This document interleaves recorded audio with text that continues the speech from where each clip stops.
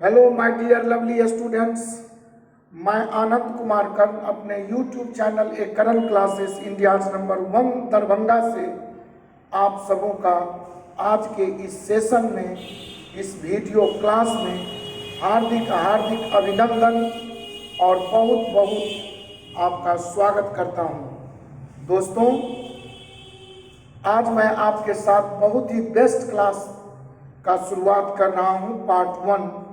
ये मेरा profit and loss, लाभ और हानि का पार्ट 1 वीडियो आपके बीच आज प्रस्तुत होने जा रहा है और आप कंटिन्यू में लगातार इस हमारे चैनल को सब्सक्राइब करके बेल आइकन दबा लें ताकि कंटिन्यू वीडियो जो मैं अपलोड कर रहा हूं वो आप तक नोटिफिकेशन उसका पहुंच सके।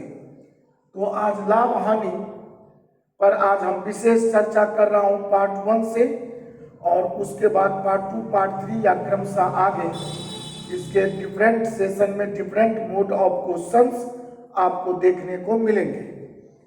तो दोस्तों, बिना देर किए हुए चलिए तो लाभ हानि का कुछ कॉन्सेप्ट और इसके कुछ बेसिक थ्योरी से हम परिचित हो लें ताकि जब हम क्वेश्चन बनाएंगे तो हमें किसी भी प्रकार का परेशानी न होना चाहिए।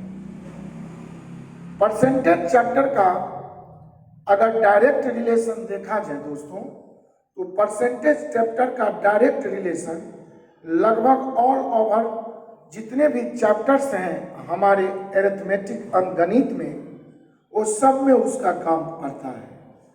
लेकिन आप यहाँ ऐसा तो समझ ही सकते हैं कि परसेंटेज का जो प्योर एप्लीकेशन है वह profit and loss, simple interest और कंपाउंड इंटरेस्ट जैसे चैप्टर में समझिए परसेंटेज का ही एक एप्लीकेशन होता है। तो यहाँ हम लाभ हानि को हम बहुत मजे में और बहुत निराले अंदाज में समझेंगे। अगर यह जीवन है दोस्तों, तो हमारा जन्म जब हुआ था तो हमारे परिवार में, हमारे समाज में, सगे संबंधियों में एक हंसी खुशी का माहौल कि आज फला का जन्म हुआ है और वो एक शुभ घड़ी माना जाता है। हमारा नामकरण भी शुभ घड़ी में किया गया होगा। अर्थात यह जीवन शुभ से प्रारंभ होती है और हम हमेशा अपने जो भी इष्ट देव को मानते हैं उनके समक्ष प्रार्थना करता रहता हूँ कि हमें प्रतिदिन शुभ ही शुभ दिखाई पड़ता रहे, जीवन में खुशियाँ ही खुशियाँ मिलता रहे। लेकिन शुभ है तो निश्चित ही अशुभ है। अगर मेरा जीवन है तो एक न एक दिन और कुछ भी तय है या नहीं है, लेकिन जीवन है तो मृत्यु तय है। उसी तरह कोई व्यापारी, कोई वणिक वर्ग, कोई शॉपकीपर जब भी कोई व्यवसाय करता है, कोई बिजनेस स्टार्ट करता है, तो वह हमेशा प्रॉफिट या लाभ दिमाग में लेकर चलता है। लेकिन परिस्थितिवश, समयानुकूल, विषम परिस्थिति या जो भी कारण हो, वह व्यवसाय सिर्फ लाभ लेने की इच्छा से करता है। लेकिन उसे कभी कभी ऐसे भी समय देखने पड़ते हैं जिसमें उसे हानि उठाना पड़ता है, लॉस झेलना पड़ता है। तो आखिर क्या लाभ सोचता है लेकिन उसे हानि क्या हो जाती है, इसको चर्चा एक बहुत सिंपल उदाहरण से हम कर सकते हैं कि सपोज मानिए कि या मेरे हाथ में एक कोई वस्तु कलम है और इस कलम का मूल्य सपोज 50 रुपया है, 50 रुपीज है।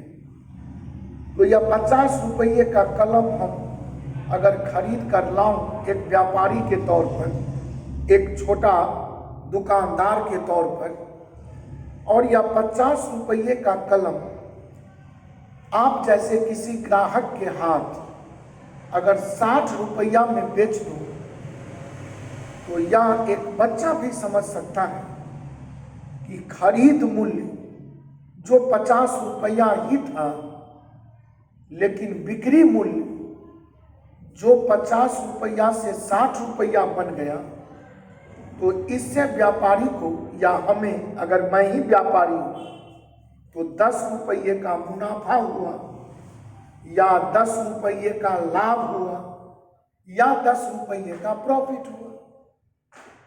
तो खरीद मूल्य जो हमने देखा, जिसे अंकगणितीय भाषा में हम क्रय मूल्य, उसे हम अंकगणितीय भाषा में क्रय मूल्य या इसे दोस्तों हम कॉस्ट प्राइस कहते हैं, या अभी हमने 50 रुपया इस कलम का समझा था। अब इसे जो बेचा हम 60 रुपया में, तो उसे अंकगणित की भाषा में विक्रय मूल्य, या यहाँ हम इसे सेलिंग प्राइस भी बोलता हूँ अंग्रेजी में, और यह मेरा 60 रुपया था। अब आपको यह हमेशा ध्यान रखना है, क्रय मूल्य जिसे संकेत में हम कॉस्ट प्राइस कहेंगे, विक्रय मूल्य जिसे संकेत में सेलिंग प्राइस एसपी बोलेंगे। अगर कॉस्ट प्राइस और सेल प्राइस में रिलेशन 3 प्रकार के आ सकते हैं कि कॉस्ट प्राइस जितना हो उतना ही सेलिंग प्राइस हो, तो कहेंगे CP that is equal to SP. कभी कभी ऐसा हो सकता है कि cost price is less than 2SP, तो हम इसे कहेंगे कि कॉस्ट प्राइस जब सेल प्राइस के बराबर हो, अर्थात क्रय मूल्य भी अगर 50 रुपया था और विक्रय मूल्य भी 50 ही रुपया होता, 50 की वस्तु खरीद कर लाया और 50 रुपया में ही बेच दिया, सेल कर दिया, तो ऐसी स्थिति में कहेंगे जब कॉस्ट प्राइस और सेलिंग प्राइस आपस में बराबर हो जाए, तो इस परिस्थिति में न लॉस दिखेगा न प्रॉफिट दिखेगा। लेकिन अगर कॉस्ट प्राइस छोटा हो जाए सेलिंग प्राइस से, जैसे अभी आपने देखा है कि कॉस्ट प्राइस 50 रुपया है, इसे हम समझाता हूँ 50 रुपया तो छोटा है 60 रुपया से, तो 50 रुपया अगर 60 रुपया से छोटा है, इट मीन्स कॉस्ट प्राइस अगर सेलिंग प्राइस से छोटा है, तो इस परिस्थिति में आप यहाँ पर बोल सकते थे कि प्रॉफिट जो है मेरा, वह प्रॉफिट 10 रुपये का आया, जिसे आप बोल सकते हैं 10 रुपया का मुझे लाभ मिल गया। अब एक और कल्पना कीजिए कि कॉस्ट प्राइस ही अगर ग्रेटर देन हो जाएगा सेलिंग प्राइस का, तो इस परिस्थिति में आप निश्चित ही लॉस में चले जाएंगे। जैसे अभी ही क्रय मूल्य को कह दूं 60 रुपया और हम विक्रय मूल्य को कह दूं 50 रुपया, तो इस स्थिति में आप मजे में समझ सकते हैं लॉस या हानि हो गया 10 रुपये का। तो यहाँ इतनी बातों की जानकारी शायद एक गणित न जानने वाला व्यक्ति, अगर जिसे आज तक गणित से कोई मतलब न हो, मैथमेटिक्स उसे कुछ भी न आता हो, फिर भी इतना वह जरूर जानता है कि कॉस्ट प्राइस अगर सेलिंग प्राइस के इक्वल हो जाए तो न लाभ होगा न हानि होगा, प्रॉफिट लॉस कुछ ना होंगे। अगर कॉस्ट प्राइस खरीद मूल्य विक्रय मूल्य सेलिंग प्राइस से छोटा रह जाए, खरीदा 50 में और बेचा 60 में, तो यह मेरा 10 रुपया प्रॉफिट का केस बनेगा। इसी टर्म को हमने पलट दिया और कहा कि क्रय मूल्य ही सपोज इस कलम का 60 रुपया खरीद मूल्य होता और इसे 50 रुपया में ही हम बेच देता, तो ऐसे परिस्थिति में हम कहते कि cost price is greater than to selling price, so loss is certain becomes, loss का होना तय होता है इस परिस्थिति में। अब इतनी बात को जब हम समझ गए तो अब थोड़ी सी जानकारी यहां पर लूं कि अगर मुझसे कोई यह प्रश्न करे कि एक व्यापारी 50 रुपया प्रति पीस की दर से कलम खरीदता है और उसे 60 रुपया प्रति पीस की दर से बेच देता है, तो उसका लाभ या हानि का प्रतिशत बताइए। तो इतना तो आप समझ ही गए होंगे कि 50 रुपया में खरीदता है और 60 रुपया में बेचता है, तो उसे प्रॉफिट होना लाजमी तय है। तो अब अगर मुझे प्रॉफिट का यहाँ परसेंट पूछ दे तो आपको प्रतिशत चैप्टर जाकर पार्ट 1 वीडियो मेरा देखना चाहिए कि मैं बताया था कि प्रतिशत कभी भी निकालें तो यहाँ एक बार पुनः इस फॉर्मूले को दोहरा देता हूँ कि जिसके बारे में पूछे उसको आप निश्चित ही 100 से गुना कर लें और भाग देने के लिए बट्टा में जिससे पूछे, जिसमें पूछे, जिससे पूछे, जिसका पूछे, उससे आप भाग लगा देते हैं तो मेरा परसेंटेज निकल कर आ जाता है। अब मुझे लाभ का प्रतिशत पूछा है, प्रॉफिट का परसेंट पूछा है, तो प्रॉफिट का परसेंट माने लाभ का प्रतिशत, लाभ के प्रतिशत माने लाभ के बारे में पूछा तो कहेंगे प्रॉफिट गुने 100, और लाभ तो हमेशा कॉस्ट प्राइस पर ही होता है। तो जिससे, जिसमें, जिसका का मतलब हमेशा आप क्रय मूल्य या कॉस्ट प्राइस से इसमें भाग लगाएंगे और यहाँ कॉस्ट प्राइस आपका 50 रुपया में, सॉरी मैं लिख देता हूँ, कॉस्ट प्राइस से भाग लगाएंगे।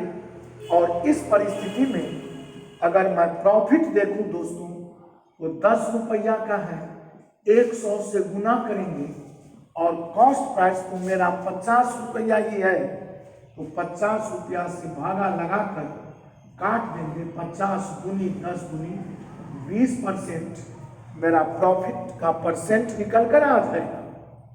अब यही बात खरीदे 60 रुपया में और बेचे 50 रुपया में, और तब हमसे पूछे कि उसका हानि का प्रतिशत बताइए, पूछना भी चाहिए, तो कहेंगे लॉस है मेरा 10 रुपये का और हमसे पूछा गया है लॉस परसेंट, तो लॉस गुने 100 अब बट्टे लॉस का प्रॉफिट हो, लॉस का परसेंट हो या प्रॉफिट का परसेंट हो। यह ध्यान रखने की चीज है कि नीचे जो भाग देंगे वह हमेशा कॉस्ट प्राइस से, क्योंकि जिससे, जिसमें, जिसका, तो लाभ अथवा हानि, प्रॉफिट और loss always be find, profit और loss in percent always be find at the rate of cost price. अब कॉस्ट प्राइस से यहाँ भाग लगा दें और कॉस्ट प्राइस मेरा देख सकते हैं यहाँ पर 60 रुपये का है, काट ले 2 तिया 2 50 का 50/3 16.2/3% मेरा लॉस का परसेंट आ जाएगा। अब मैं इन्हीं उदाहरण के आधार पर आपके साथ अगला एक्टिविटी कुछ कर रहा हूँ और मुझे पूरी विश्वास है कि एक और एक्टिविटी करते ही आप प्रॉफिट एंड लॉस के प्रॉपर्टीज से अवगत हो रहे हैं। और अगला एक्टिविटी ध्यान से देखिए, तो प्रॉफिट एंड लॉस का जो भी फुल कॉन्सेप्ट होना चाहिए पूरे चैप्टर का, वह आपको बिल्कुल ही समझ में आ जाएगा। तो मैं यहाँ पर थोड़ा सा वाइप ऑफ करूं और यहाँ पर आपसे दोनों स्थितियों में एक प्रश्न पूछूं और आप बहुत मजे में समझेंगे कि यहाँ पर आपका लॉस का जो परसेंट था दोस्तों वह 16.2/3% आया है। इसे हम लिख लेते हैं। और यहाँ पर जो आपका प्रॉफिट का परसेंट आया है यह आपका 20% आया है। और हम अब इसी उदाहरण के आधार पर दो अन्य प्रश्नों की रचना आपके सामने दिखाता हूं जिसे आप बखूबी देखें और समझें। अगर मैं आपसे अभी सवाल करूं कि एक कलम, मैं इसी पर लिख लेता हूं एक क्वेश्चन, कि एक कलम को 60 रुपया में बेचने से 20% का लाभ हुआ तो कलम का कॉस्ट प्राइस बराबर हुआ। बताइए कलम का कॉस्ट प्राइस क्या है। अब ऐसा प्रश्न अगर आपसे पूछ दिया तो कहिए इसमें 50 रुपया निश्चित रूप से आना चाहिए। अब आपको आपसे जो भी चीज पता करना होता है वह मैथमेटिक्स में आपको बड़ा ढंग से हम सारे चैप्टर में समझाता आया कि जो अज्ञात टर्म है, जो अननोन टर्म है, जो जानकारी में नहीं और मुझे पता करना होता है उसे सदैव 1 या 1 यूनिट समझे। तो हमसे पूछा है और कोई भी सूत्र वगैरह का व्यवहार हम पूरी चैप्टर गणित में कहीं ना करेंगे, कैसे देखते रहिए। प्रश्न है कलम का क्रय मूल्य क्या है, तो कलम का क्रय मूल्य 1 यूनिट मान लीजिए। और अब हमसे यहाँ दे रहा है कि 20% का लाभ हुआ जबकि 60 रुपया में बेचा गया। तो कॉस्ट प्राइस कुछ भी हो, लेकिन अगर 20% का लाभ होगा तो हम 20% लाभ का मतलब 120% से समझेंगे। तो क्रय मूल्य का अगर 120% निकाल दो तो यही तो मेरा विक्रय मूल्य या सेलिंग प्राइस आ जाएगा। लेकिन मेरा विक्रय मूल्य दिया है 60 रुपया, तो मेरा सूत्र कहता है विक्रय मूल्य है बराबर विक्रय मूल्य है। और मैं बार बार कहता हूं अंकगणित में अगर आप ये बराबरी का केस लिखना समझ गए तो आपका खेल समाप्त हो गया। और यहाँ काटूं तो 60 गुनी 120, 2 से 50 गुनी 100 और 1 यूनिट आपका दोस्तों 50 रुपया आपका आंसर आ गया। और इस तरह किसी भी प्रश्न का हल बहुत मजे में आप कर सकते हैं। सेकंड क्वेश्चन आपका मैं यहाँ इधर लेके आऊं। प्रश्न है इसी में अगर मैं आपसे सवाल करूं कि कोई व्यक्ति किसी कलम को 50 रुपया में बेचकर 16.2/3% का प्रॉफिट लेता है तो उस कलम का क्रय मूल्य क्या है। तो आपका उत्तर 60 रुपया कॉस्ट प्राइस आना चाहिए। जैसे यहाँ पर कॉस्ट प्राइस आपका 50 आ गया, बिल्कुल सही। आप कुछ ना करें, कॉस्ट प्राइस समझें एक, और 16.2/3% का मतलब 50/3 और परसेंट के बदले ऐसा समझें। और जब लाभ का केस हो, जैसे कि यहाँ पर 20% का मतलब 20/100 और लाभ के केस में 100 में 20 जोड़ेंगे, 120/100 गुना किया हूँ, विक्रय मूल्य निकल आया। अगर हानि का केस होता तो 100 में 20 घटा लेता तो 80/100 80/100 से गुना करके हम सेलिंग प्राइस ले लें। यहाँ देखिए 50/300 का अगर लॉस हो रहा है तो हम यहाँ पर माइनस करेंगे तो 300 में 50 काट भी सकते हैं आप, लेकिन 300 में 50 गया, ऐसे ही कर लें तो 250 आप 300 बोलेंगे। ये हमारा हो गया आपका सेलिंग प्राइस। लेकिन प्रश्न बोलेगा कि एक कलम को जैसे 60 रुपया में बेचने से, तो यहाँ पर लिखा होता कि एक कलम को 50 रुपया में बेचने से 16.3% का लॉस हुआ, तो उस कलम का क्रय मूल्य या कॉस्ट प्राइस क्या था, तो 60 रुपया भी आना चाहिए। तो विक्रय मूल्य है बराबर, विक्रय मूल्य है रख दीजिए, काटिए 50 पंचे 250, 5 से 60 पंचे 30, और आपका 1 यूनिट दोस्तों 60 निकल कर आ गया, जो बिल्कुल कॉस्ट प्राइस है।